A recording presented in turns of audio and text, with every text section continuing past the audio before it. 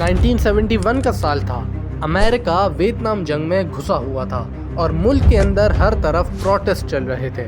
اسی غصے بھرے ماحول میں ایک 19 سال کا لڑکا جس کا نام تھا ولیم پاول، اس نے ایک ایسی کتاب لکھ ڈالی جس نے دنیا کے حکمرانوں کو ہلا کے رکھ دیا۔ ایک ایسی کتاب جس میں لکھا تھا کہ گھر کے سامان سے بم کیسے بنتا ہے، زہر کیسے تیار ہوتا ہے اور انسانی نظام کو توڑنے کے طریقے کیا ہیں۔ لیکن یہ صرف پیجز کا ایک کلیکشن نہیں تھا، یہ تھا ایک جوان دماغ کا نظام کے خلاف ایک پرجوش اور خطرناک احتجاج۔ اس کتاب کا اصلی خطرہ اس میں لکھی چیزوں سے زیادہ اس سوچ میں چھپا تھا جو اسے لکھنے پر مجبور ہوئی۔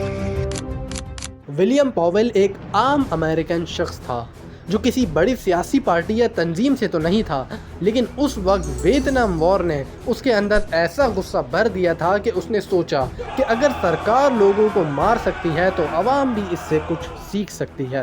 اس نے کہا، میں چاہتا ہوں لوگ اپنا دماغ خود استعمال کریں تاکہ سسٹم انہیں بے وقوف نہ بنا سکے۔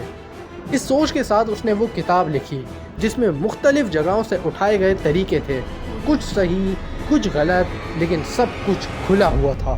پاول کی کتاب کسی ایک ملک یا گروپ کے خلاف نہیں تھی، یہ پورے سسٹم کے خلاف تھی، سرکاری تنظیموں، ملٹری پالیسیز اور ان ڈیسیژنز کے خلاف جنہوں نے عام لوگوں کی زندگی برباد کی ہوئی تھی۔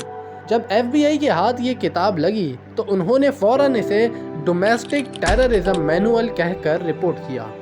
1995 کے اوکلاہوما بامبنگ کے بعد FBI نے 2000 سے زیادہ کاپیز ضبط کر لیں، لیکن پھر 56 ملکوں میں اس کتاب کو بین بھی کر دیا گیا، اور کچھ ملکوں میں تو اسے صرف رکھنے پر بھی سزا ہو سکتی ہے۔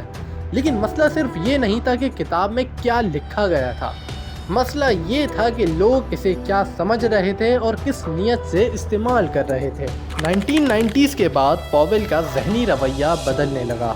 اس نے ایجوکیشن میں کیریئر بنایا اور اس وقت کی اپنی سوچ پر شرمندہ بھی ہوا۔ سن 2000 میں اس نے CNN کو انٹرویو میں کہا کہ کاش میں ہر کاپی کو جلا سکتا۔ اس نے خود اپیل کی کہ اس کتاب کو بین کیا جائے، لیکن یہ اتنی وائرل ہو چکی تھی کہ ڈارک ویب پر اس کا ڈیجیٹل ورژن نئے چیپٹرز کے ساتھ شیئر ہو رہا تھا۔ آج بھی کچھ لوگ اسے فریڈم آف انفارمیشن کا نعرہ بنا کر پھیلاتے ہیں۔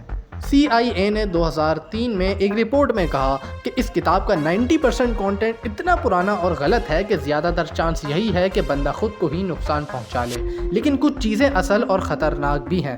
یعنی کتاب کا مسئلہ یہ نہیں کہ وہ کیا سکھاتی ہے، مسئلہ یہ ہے کہ لوگ اس سے کیا سیکھنا چاہتے ہیں۔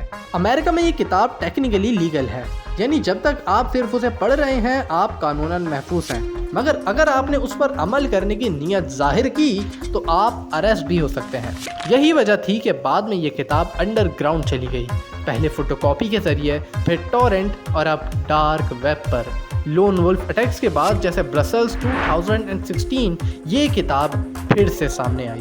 آج بھی Amazon پر ہر سال 500 سے زیادہ کاپیز سیل ہوتی ہیں، اور مزے کی بات یہ ہے کہ یہ کتاب اکثر سروائیول گائیڈز کے ساتھ ریکمینڈ ہوتی ہے۔ الگورتھمز اسے مظلوم کے لیے ایک ٹول سمجھتے ہیں، جبکہ گورنمنٹ اسے خطرہ۔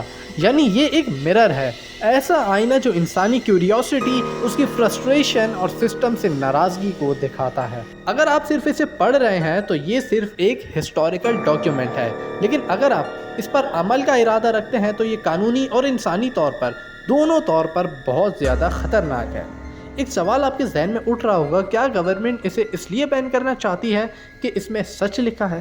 تو اصل وجہ یہ ہے کہ اگر اس جیسی کتابیں عام لوگوں کے ہاتھ لگ جائیں اور وہ بنا سوچے سمجھے اسے عمل میں لے آئیں تو نظام اور عوام دونوں خطرے میں پڑ جائیں گے۔ یہ کتاب انسان کی فرسٹریشن کا نتیجہ ہے۔ ہر انسان کے اندر ایک جذبہ ہوتا ہے، کبھی بے چینی، کبھی ناراضگی اور کبھی انصاف کے لیے لڑنے کا جنون، لیکن اگر اس جذبے کو ڈائریکشن نہ ملے تو وہ خطرناک بن سکتا ہے۔ یہ کتاب ایک وارننگ ہے، صرف پاول کی طرف سے نہیں بلکہ ہر اس انسان کی طرف سے جو سسٹم سے ہار گیا یا لڑتے لڑتے اندھیروں میں کہیں کھو گیا۔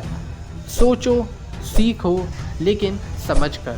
ہر کتاب کو بلائنڈلی مت فالو کرو، ہر سوچ کو ڈائریکشن دو، کیونکہ اصلی بغاوت برباد کرنے میں نہیں ہوتی بلکہ بہتری لانے میں ہوتی ہے۔